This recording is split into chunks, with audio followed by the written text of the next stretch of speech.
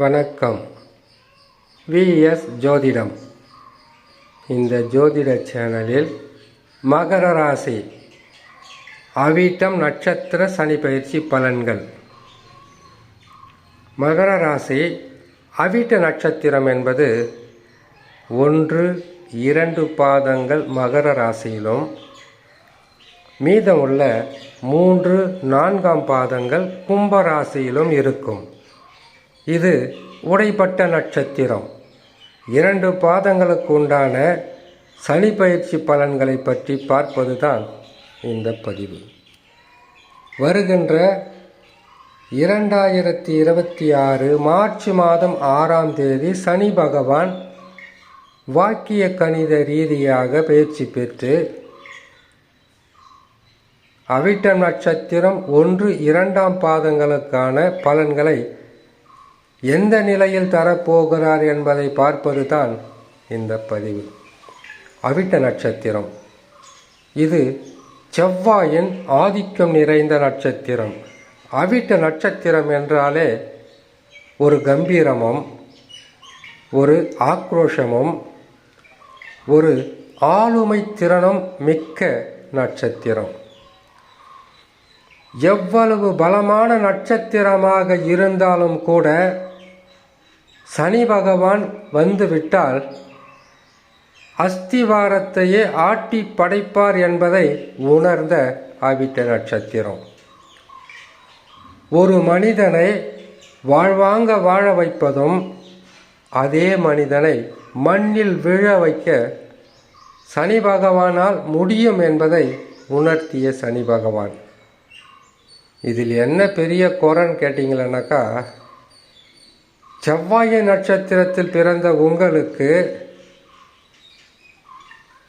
தன்னம்பிக்கை, தைரியம், விடாமுயற்சி, வாழ்க்கையில் எந்த ஒரு பிரச்சனைகளாக இருந்தாலும் என்னால் முடியும் என்கின்ற ஒரு தைரியத்தையே தொட்டு பார்த்தார்.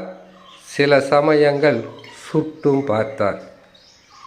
ஆனால் இப்பொழுது சனி பகவான் உங்களை விட்டு விலகி ராசிக்கு 3இல் அமர்ந்து இதனால் வரையில் உங்களுக்கு இருந்து வந்த தடை, எதிரி, எதிர்ப்பு, நோய், கடன், இதில் எதையாவது ஒன்றில் நீங்கள் சிக்கி தவித்து கொண்டு இருந்திருந்தால் அதிலிருந்து விடுபட வைக்க சனி பகவான் முயற்சி செய்வார்.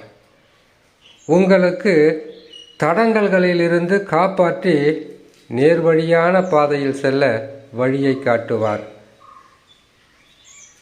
உங்களுக்கு தொழிலில் வளர்ச்சியும் வியாபாரத்தில் வெற்றியும் தொடர் நற்பலன்களும் செய்வதற்கு இனிமேல் சனி பகவானால் உங்களுடைய வாழ்க்கையை மாற்றி அமைக்க முடியும்.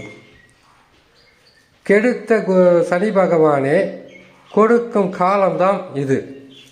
ஆனால் இதில் இருக்கக்கூடிய சிறு பாதகமோ சாதகமோ என்னவென்றால், உங்களுடைய சொந்த ஜாதகம் இருக்கு இல்லைங்களா?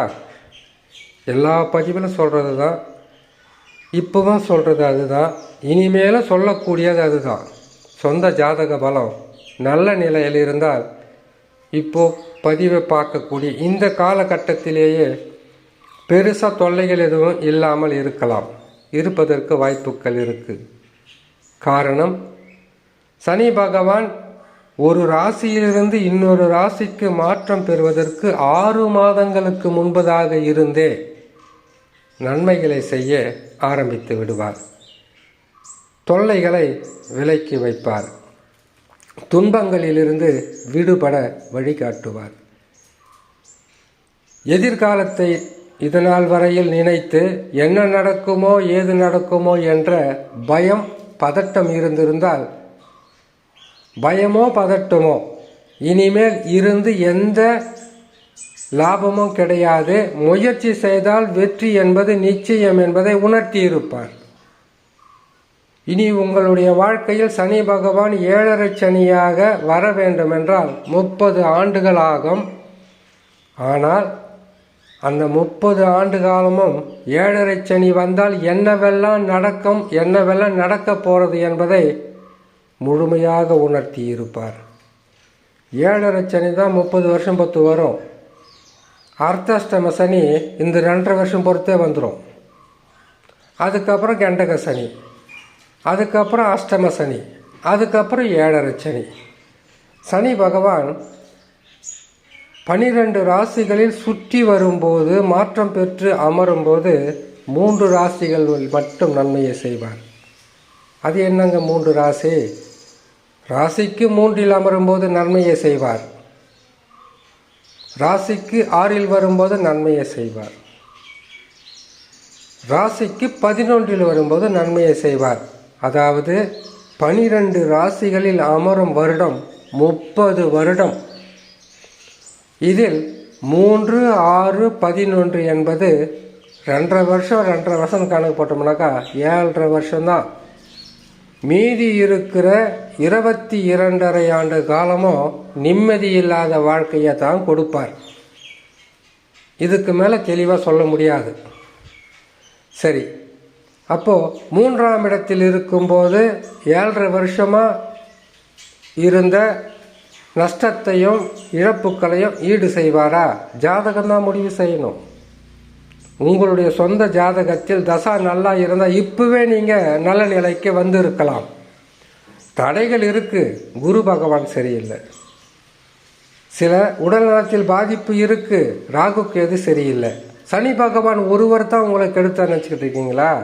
குருவும் அதில் சம்பந்தப்பட்டார், ராகு கேதுக்களும் துணையாக போனார்கள். இந்த நேரத்தில் தசாபம் பாதகமாக இருந்தால் படு பாதகத்தை செய்திருக்கும்.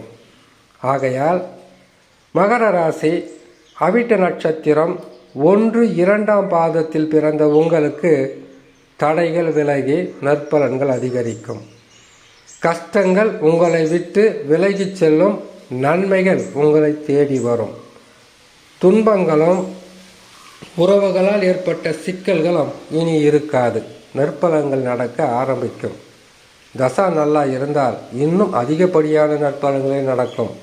ஒருவேளை தடைகள் இருந்தால் குரு தட்சிணாமூர்த்தியை வணங்குங்க, நவகிரகத்தில் இருக்கக்கூடிய ராகு கேதை வணங்கி வாங்க. தடைகள் விலகி நற்பலன்கள் நடக்க ஆரம்பிக்கும் என்று சொல்லி இன்னொரு நல்ல பதிவில் உங்களை நான் சந்திக்கிறேன். நன்றி, வணக்கம்.